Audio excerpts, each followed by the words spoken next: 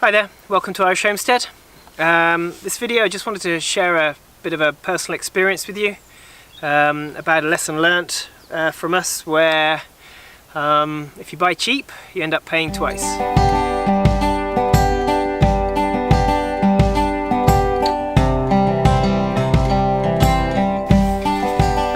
Okay, so like I said, this video is just to share our personal experience where we tried to buy cheap.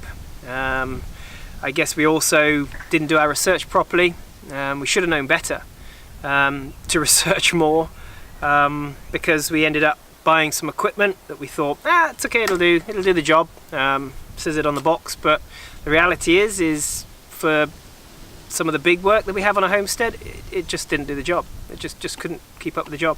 So we've got a couple of examples to share, and the first one is regarding chainsaws. A year ago, in one of the bad storms we had here, we had a large willow tree go down, and I'd previously purchased a small garden grade Ryobi chainsaw because I thought that'll be good. It'll cut up small trees, chop up some logs, do the job. Didn't really do much research on it, just went to the local DIY store and bought what I thought was a good chainsaw without doing the research. And it was fine for some of the small stuff, it was okay. But when we experienced large trees go down, we very, very quickly learnt that it just will not cut through the wood good enough. And even this year, if you watch our earlier videos, we had this large willow tree go down. And we've really been struggling to cut it up. I get bad carpal tunnel, which doesn't help with vibrating equipment.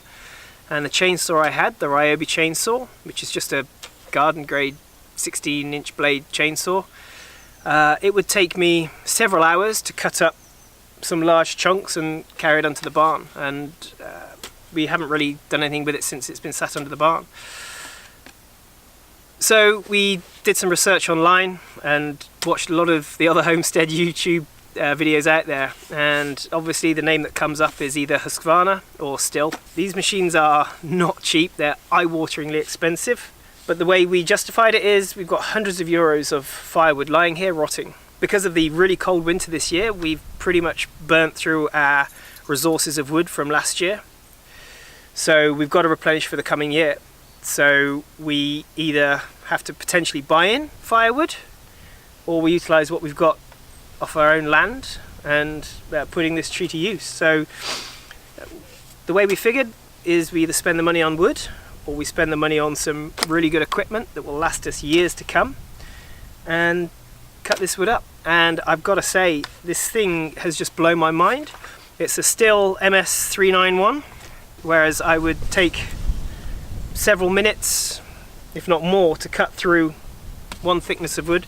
This thing does it in literally seconds. Bit scary, they're very dangerous machines. You've got to make sure you have all the right respective safety gear. So the lesson we've learnt really is do your research. There's so much resource out there online, and that's the beauty of YouTube. So many other homesteaders sharing their experiences and equipment that they use and techniques that they use. There's no shortage of information out there. So we were stupid, we didn't do our research. Shop around.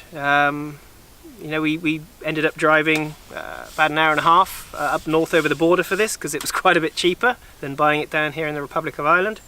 I guess I should say that no one's asked me to make this video. I'm certainly not sponsored by Stihl. They didn't give me this machine to use. I wish they had, but they certainly didn't. I'm not condoning you go out and spend money you don't have or run up credit for these things, but if you can tighten your belts a bit and you know, squeeze the purse strings, then investing in good equipment that's to a degree kind of future-proof will pay back, hopefully pay back in the long run. The cost of this chainsaw will be recuperated from the amount of wood that we can recover from this willow, and we're pretty sure there's still something to salvage from the old willow that went down. And it doesn't just relate to expensive equipment like this. Anything, you know, a shovel, a spade, a fork. Normally, if it's cheap for a reason, and that chances are that reason is because it might look like it can do the job, but when it's put to work, it can't necessarily do the job. And that was certainly the case with our old Ryobi. Machine works fine, perfectly capable of cutting wood, but it couldn't do anywhere near what we needed it to do, so we had to change.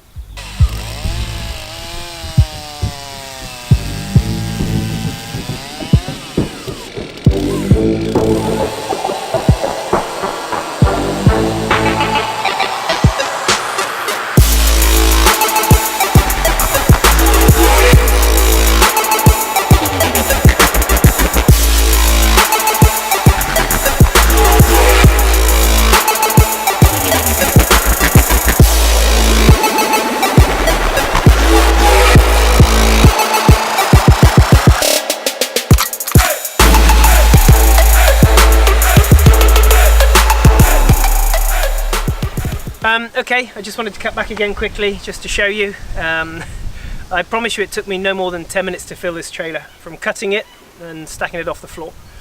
Absolutely blown away with this thing. And I'm sure all you American and Swedish homesteaders and Scandinavian homesteaders out there are probably laughing at me, and quite right. I didn't know what the hell I was buying, I didn't do my research, and I clearly bought the wrong tool for the job. Do your research and get the right equipment. Makes life so much easier. Saves my back, saves my hands, and in the long run it's probably going to save us money.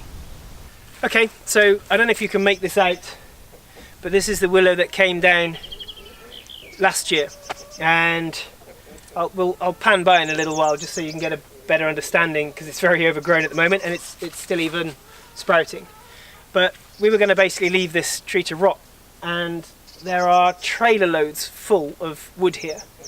I'm going to cut a piece off now and see what it's like. It won't be in the best of quality, it's been sitting out here a year, but it's still sprouting, it's still got sap running through it, so hopefully there's still quite a bit of wood that we can salvage here, and it'll just be more wood that goes towards paying for the cost of the machine that's capable of cutting it up. See what I mean? So much wood still here.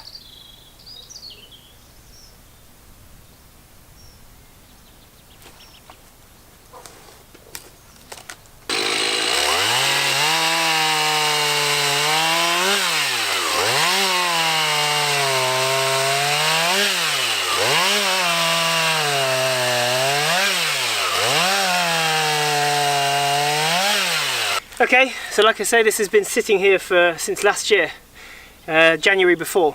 And it's still sprouting up shoots, so to a degree, although the tree had come down, it was still alive. So this wood is perfectly usable. And these are still the small branches. There's still so many big thick branches here. This is literally hundreds and hundreds of euros of wood. So in our books, the machine's paid for. I have to say, I also feel stupid for letting this wood sit here for so long and not doing this sooner.